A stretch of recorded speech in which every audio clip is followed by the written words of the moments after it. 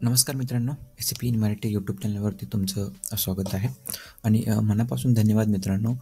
तुम्ही आपल्या मराठी माणसांना पुढे घेऊन जाण्यासाठी आपल्या चॅनलला खूप चांगला सपोर्ट करताय आणि आपण ऑलमोस्ट 5,000 सबस्क्रायबर हे कंप्लीट करतोय आणि हे तुमच्या सपोर्टशिवाय शक्य नव्हतं. ओके.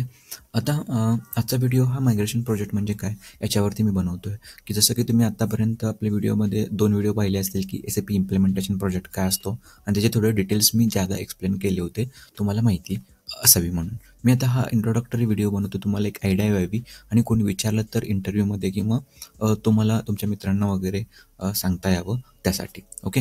तर SAP मायग्रेशन प्रोजेक्ट म्हणजे नेमकं काय, तर ते आपण आज डिस्कस करतोय. ओके. तर लक्षात घ्या, मायग्रेशन म्हणजे काय, तर एका सिस्टममधून दुसऱ्या सिस्टममध्ये ओके डेटा मायग्रेट करणे. ओके. तर तुम्हाला एक जनरल एक्झाम्पल सांगतो, ते म्हणजे आपल्या मोबाईल फोनचं. ओके. आता समजा तुमच्याकडे एक तुम्ही अँड्रॉइड मोबाईल वापरताय, बरोबर. आता अँड्रॉइड मोबाईल वापरत असताना तुम्ही डे टू डेमध्ये तो यूज करता. मग गॅलरी असेल, तुमची कॉन्टॅक्ट्स असतील, ईमेल्स असतील, सगळे डेटाबेस असेल, मेसेजेस असतील, बरोबर. आता काही दिवसानंतर तुम्ही काय केलं की तुम्ही नवीन मोबाईल घेतला, बरोबर. आता तो नवीन मोबाईल घेतल्यानंतर तुम्ही काय करता, जुन्या मोबाईलमधला डेटा नवीन मोबाईलमध्ये ट्रान्सफर करता, क्लोन करता. ठीक आहे.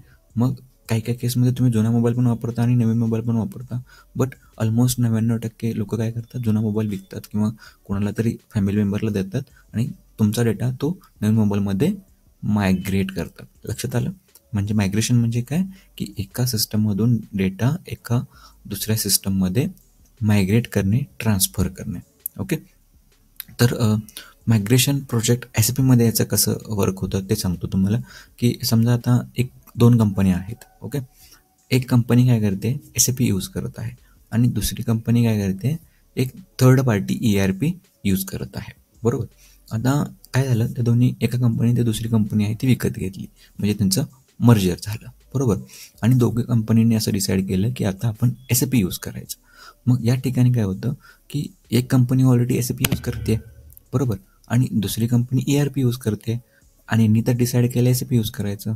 मग काय होतं की त्या थर्ड पार्टी ERP सिस्टम जी आहे दुसरी कंपनी यूज करत होती, त्या सिस्टममधला सगळा डेटा हा SAPमध्ये मायग्रेट करायचा, बरोबर. ज्या काही बिझनेस प्रोसेस असतील, म्हणजे SAP ऑलरेडी सेट आहे सगळं.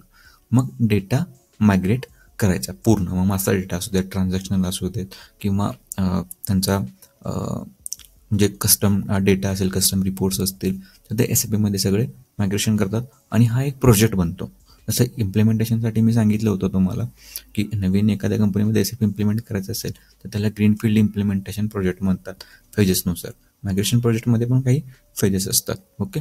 तर तुम्हाला एक बेसिक आयडिया याच्यातून आली असेल. तर आता आपण काही 7 डेटा मायग्रेशनच्या फेजेस आहेत, स्टेप्स आहेत, त्या आपण डिस्कस करूयात. त्या 7 स्टेप्स म्हणजे data analysis, data cleansing, mapping, implementation, test आणि व्हॅलिडेशन आणि लास्ट आहे तो प्रोडक्शन लोड. ओके. आता बेसिकली एका कंपनीमधून दुसऱ्या कंपनीमध्ये सिस्टम मायग्रेट करतो, डेटा मायग्रेट करतो. त्यासाठी काय करावं लागतं, की जी एक्झिस्टिंग सिस्टम आहे त्या सिस्टममध्ये दुसऱ्या ERP थर्ड पार्टी सिस्टमला डेटा मायग्रेट करण्यासाठी पहिला त्या थर्ड पार्टी जो सिस्टम असते, ERP सिस्टम असते नॉर्मल, ठीक आहे, त्याचा डेटा पहिला ॲनालिसिस करावा लागतो की डेटा कोणता पाहिजे, कोणता डेटा घ्यायचा आहे, मास्टर डेटा घ्यायचा आहे का, रिपोर्टचा डेटा घ्यायचा आहे की ट्रान्झॅक्शनल डेटा घ्यायचा आहे. पहिलं डेटा ॲनालिसिस होतं. डेटा सायंटिस्ट जे असतात किंवा डेटा मॅनेजमेंटची टीम असते ते ॲनालिसिस करते. मग सेकंड होतं डेटा क्लिन्झिंग. डेटा क्लिन्झिंगमध्ये आपण बेसिकली काय करतो, की जो नको असलेला डेटा तो काढून टाकतो, क्लीन करतो आणि जो पाहिजे असलेला डेटा तोच घेतो, बरोबर. थर्ड स्टेपमध्ये आपण काय करतो, मॅपिंग करतो. मॅपिंगमध्ये काय, की जो डेटा क्लीन्स करून फायनल डेटा रेडी असतो तो आपण SAP सिस्टममध्ये मायग्रेट करण्यासाठी SAP सिस्टमच्या रिक्वायरमेंटनुसार तो मॅप करतो, बरोबर. चौथा म्हणजे इम्प्लिमेंटेशन. याच्यामध्ये काय होतं, LSMW, LTMC, BDC असे काही टूल्स SAPमध्ये स्टँडर्ड अवेलेबल आहेत. एक्सेलमध्ये डेटा आपण फिलअप करून ते नोटपॅडमध्ये कन्वर्ट करतो किंवा डायरेक्टली एक्सेल अपलोड करून आपण तो डेटा SAPमध्ये इम्प्लिमेंट करतो. ओके. झालेला डेटा जो इम्प्लिमेंट झालेला आहे त्याचं आपण टेस्टिंग करतो, झालेलं आहे ते सगळं बरोबर आहे का, तो व्हॅलिडेट करतो 6 नंबर स्टेपमध्ये.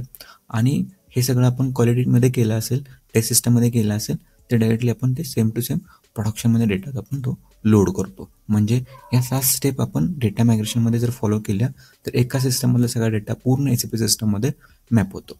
आता गोल्डन पॉईंट, मायग्रेट करत असताना सगळा डेटा तर मायग्रेट करत नाही, तुम्ही ॲनालिसिस करून क्लिन्झिंग करून प्रॉपर डेटा मायग्रेट करताय. बट या ठिकाणी कसं होतं, काही कट ओव्हर फेजेस असतात. ठीक आहे, त्याच्यासाठी मी सेपरेट व्हिडिओ बनवणार आहे. बट तिकडची परचेस ऑर्डर इकडे IIC अपलोड आली पाहिजे. स्टॉक जर करायचं असेल तर इनिशियल स्टॉक अपलोड केला जातो. 2-3 दिवसासाठी सिस्टम त्यांची बंद ठेवली जाते. ओके, आणि सगळा डेटा मायग्रेट करून तो यूज करायला स्टार्ट होतो SAPमध्ये. ओके, आणि ती थर्ड पार्टी सिस्टम आहे ती बंद केली जाते.